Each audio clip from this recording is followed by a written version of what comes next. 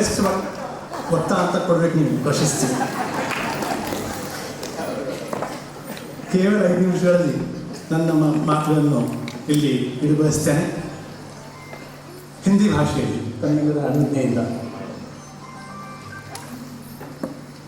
माणिक प्रभु संस्थान के इतिहास में गत 200 वर्षों में आज का दिन बड़ा ही विशेष है, क्योंकि आप सब जानते हैं कि आज श्रावण समाप्ति है, अमावस्या है, और आज के दिन गत 1 महीने से चल रहे श्रावण मास अनुष्ठान, महारुद्राभिषेक युक्त महापूजा इत्यादि कार्यक्रमों की सांगता का कार्यक्रम होता है आज के दिन.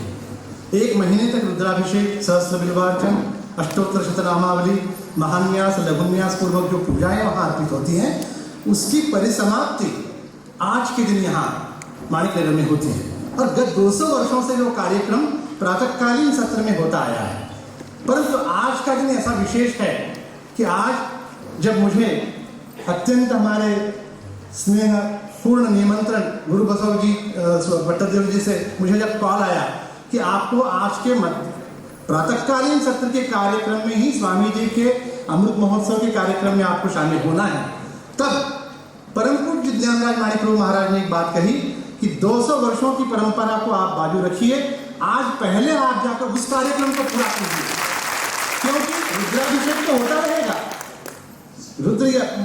रुद्र की अभ्यर्थना तो होती रहेगी, श्रावण मास समाप्ति कार्यक्रम तो होता रहेगा, परंतु ये जो एक मौका है, ये अत्यंत विशेष ऐसा मौका है, क्योंकि आज परम पूज्य बसवलिंग स्वामी जी के अमृत महोत्सव का कार्यक्रम है. तो इसलिए आप पहले जाइए. रुद्राभिषेक का कार्यक्रम, अनुष्ठान का कार्यक्रम हम सायंकालीन सत्र में करेंगे.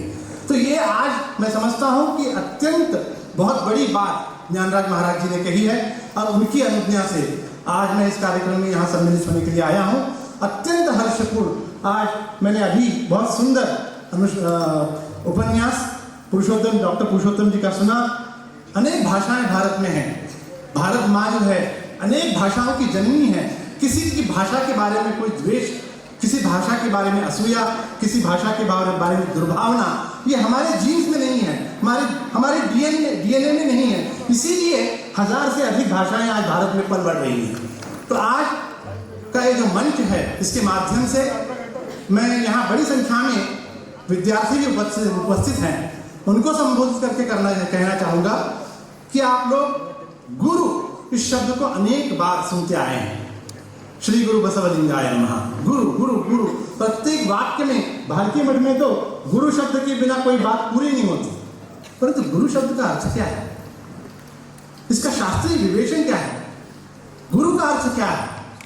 तो शास्त्रकार कहते हैं कि गुकारस्तंधकारस्तु रुकारस्तन्निरोधकम अंधकार निरोधित्वा गुरुरित्य विधीयते.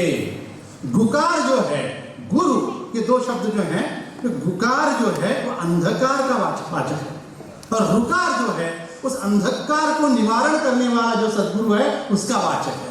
तो गुरु जो है श्री गुरु बसवलिंगाय नमः. बसवलिंगाय नमः से पहले गुरु आ गया. तो गुरु कौन है?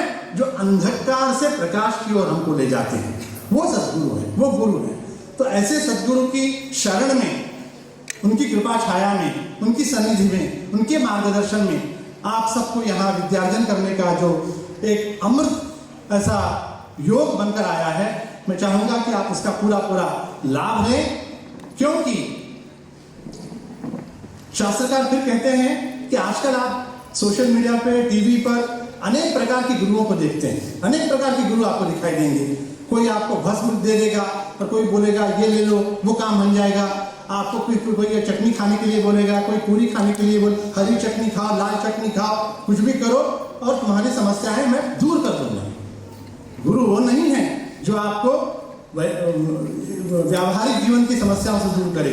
गुरु वो है जो आपके अंधकार, मन में जो अंधकार है, जो अज्ञान है, उसको दूर कर आपको सन्मार्ग पर लाने वाला वो गुरु है. गुरु गीता में भगवान शंकर भगवती पार्वती को बताते हैं. भगवती पार्वती के मन में जब शंका आती है कि गुरु कौन है, तो भगवान शंकर बताते हैं कि हे देवी, गुरवो बहवः सन्ति शिष्य वित्तापहारका दुर्लभो सद्गुरुर्देवी शिष्य धत्तापहारका. हे देवी, हे भगवती, हे पार्वती, ऐसे गुरु अनेक मिलेंगे तुझे दुनिया में, इस विश्व में, जो शिष्य के वित्त का अपहरण करते हैं, अनेक प्रकार की बातें बनाकर शिष्य के वित्त का अपहरण कर देते हैं। परंतु दुर्लभो सद्गुरु देवी शिष्य धत्तापहार कहा, शिष्य के हृदय के ताप को हरण करने वाले गुरु अत्यंत अत्यंत अत्यंत दुर्लभ है। और आप सबका ये सद्भाग्य है कि आपको गुरु बसव पट्टदेव जैसे और बसवलिंग पट्टदेव जैसे मनस्वी गुरु आपको यहाँ प्राप्त है। उनके मार्गदर्शन में ये जो संस्था कार्य कर रही है, अत्यंत श्लाघनीय ऐसा कार्य ये संस्था यहाँ कर रही है। इसके लिए मैं प्रभु संस्थान की ओर से, माणिक प्रभु संस्थान की ओर से, महाराज श्री की ओर से आप सभी को हृदयपूर्वक अभिनंदन करता हूँ और ये बताना चाहता हूँ कि हम यद्यपि यहाँ बसव धर्म का पालन होता है, बसव तत्व का प्रचार होता है, माणिक नगर में शंकराचार्य द्वारा प्रणीत अद्वैत तत्व का प्रचार होता होगा, परंतु तत्वतः हम सब एक हैं।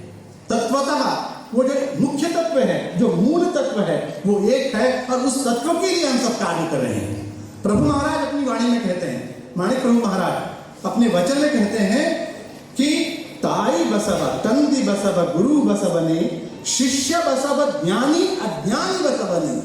ये जो एकात्मता के भाव हैं, ये आज हम केवल बसवण्णा जी को, विश्वगुरु बसवेश्वर को एक दार्शनिक, एक विचारक, एक समाज सुधारक, एक क्रांतिकारी महामानव के रूप में न देखते हुए उस परम तत्व के रूप में, परब्रह्म परमेश्वर के रूप में जब देखने की बात व्यापक दृष्टि आती है, तो माणिक प्रभु महाराज कहते हैं कि पृथ्वी आप तेज वायु आकाश बसवने निर्गुण बसव सगुण बसव माणिक बसवने।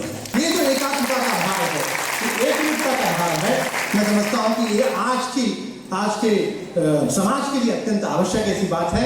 मैं पुनः स्वामी जी को अनेकानेक अभिनंदन देता हूँ और वो जो कार्य कर रहे हैं। आज भालकी मठ में पहली बार वैसे स्वामी जी मुझे मठ में आने का बहुत बार मौका मिला, पर आज यहाँ आपकी विद्या संस्था को देखने का अवसर प्राप्त हुआ और जब मैं अनाथालय में वहाँ पर पहुँचा, एडॉप्शन सेंटर में मैं पहुँचा, तो मैं अत्यंत गदगद हो गया, भावपूर्ण हो गया और मेरे रोंगटे खड़े हो गए और मैंने सोचा कि अनेक कार्य यहाँ हो रहे हैं, पर ये कार्य जो हो रहा है ये अत्यंत अत्यंत श्रेष्ठ ऐसा कार्य है।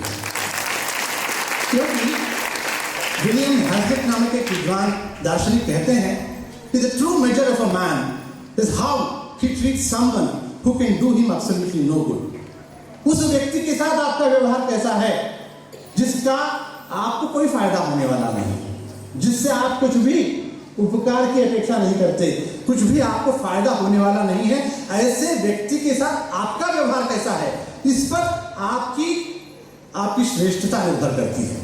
तो आज वो श्रेष्ठ व्यक्तित्व हमें पूज्य स्वामी जी के रूप में दिखाई दे रहा है।